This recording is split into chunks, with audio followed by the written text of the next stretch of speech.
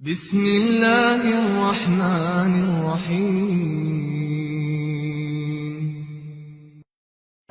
প্রথম হাদিস নবী করিম সাল্লাল্লাহু আলাইহি সাল্লামের আবু হুরায়রা রাদিয়াল্লাহু তাআলা থেকে বর্ণিত। তিনি বলেন ক্বালা রাসূলুল্লাহ সাল্লাল্লাহু আলাইহি রাসূলুল্লাহ সাল্লাল্লাহু আলাইহি ওয়াসাল্লাম বলেন মান ক্বালা সুবহানাল্লাহি ওয়া বিহামদিহি, যেই ব্যক্তি বলল সুবহানাল্লাহি ওয়া বিহামদিহি, আল্লাহর প্রশংসার সাথে সাথে আমি তাসবিহ করেছি, মানে তার পবিত্রতা ঘোষণা করছি।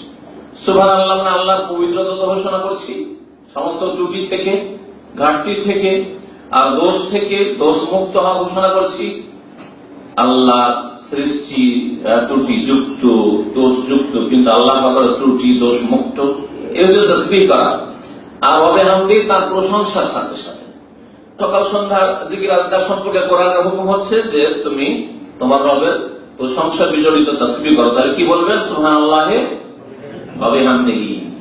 কেউ যদি বলে ফি ইয়াউমিন, যে কোনো দিনে, মিআত মাররা, 100 বার, দিনে যদি 100 বার বলেন তাহলে ফজিলত পাবেন কি শোনেন। প্রত্যেক খাতায়াহু, তার গুনাহগুলিকে মাফ করে দেওয়া হবে, গুনাহগুলিকে ঝরিয়ে দেওয়া হবে। ওয়াইন কানাত মিসলা জাবাদিল বাহরি, যদিও তার গুনার পরিমাণ সমুদ্রের ময়লা আবর্জনা এবং ফেনা পরিমাণ হয়।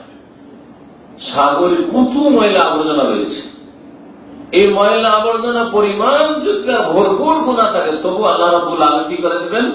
মাফ করে দিবেন। কেউ যদি প্রতিদিন বা যে কোনো দিনে সুবহানাল্লাহি ওয়া বিহামদিহি 100 বার পাঠ করে। মুত্তাফাকুন আলাইহি, বুখারী মুসলিমের হাদিস।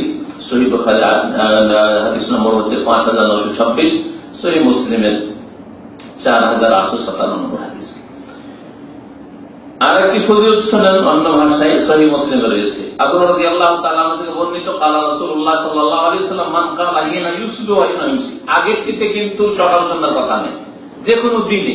তাহলে দিনে যে কোনো সময় আপনি সকালে, দুপুরে, বিকেলে যে কোনো সময় পড়েন, এই ফজিলতটা পেলেন। এই হাদিসে রয়েছে সকাল সন্ধ্যা এই বাক্যটি পড়ার কথা, সুবহানাল্লাহি ওয়া বিহামদিহি।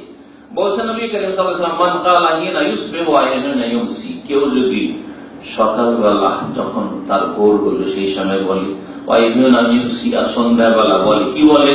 সুবহানাল্লাহি ওয়া বিহামদিহি। তাহলে এই হাদিস দ্বারা অতিরিক্ত আমরা জানতে পারলাম যে সকালবেলা 100 বার আর সন্ধ্যাবেলা 100 বার পাঠ করবে। কি পাঠ করবেন? সুবহানাল্লাহি ওয়া বিহামদিহি, আল্লাহ পবিত্রতা ঘোষণা করছি তার প্রশংসার সাথে সাথে। মেয়ে তোমার 100 বার যদি পড়েন,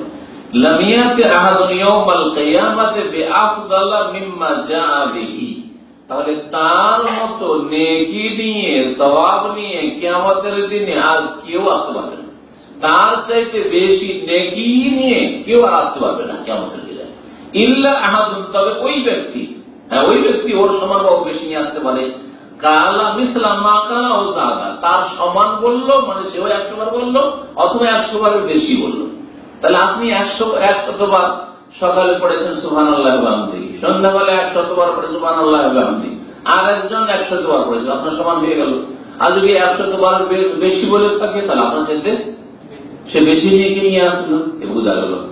এই হাদিস দ্বারা আরো বোঝা যায় যে শরীয়তে বা হাদিসগুলিতে যে 100 বারের কথা বলা হয়েছে, 100 বারের বেশি বলা যাবে না এমন কথা নেই। অনেকে কিন্তু এটাকে এক ধরনের মন্ত্রতন্ত্রের মতো মানে, আরে 100তে 100 রাখতে হবে, 100তে যদি সন্দেহ হয়ে যায়, একটু বেশি হয়ে যায়, তো গুনাহ হয়তো করে দিলাম, হ্যাঁ এরকম হবে না। তাহলে এই কথা বলতেন না। কেউ যদি আউজা না এর চেয়ে বেশি বলে, তাহলে বোঝা গেল কেউ 100 জায়গায় যদি 101 বার বলে, 110 বার বলে, 150 বার বলে, বেশি কি হবে? যে যত বেশি আল্লাহ পাকের তাসবিহ করবে, যে যত বেশি আল্লাহ পাকের প্রশংসা করবে, তত বেশি নেকি তার হবে।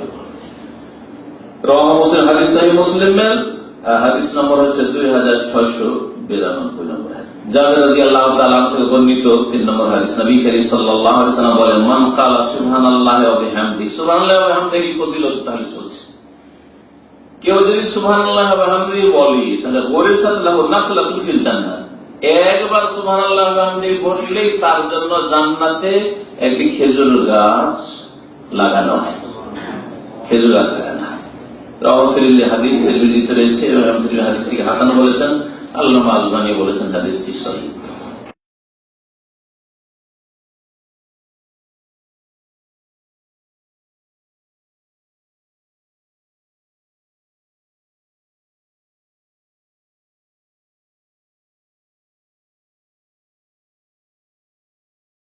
Ya Allah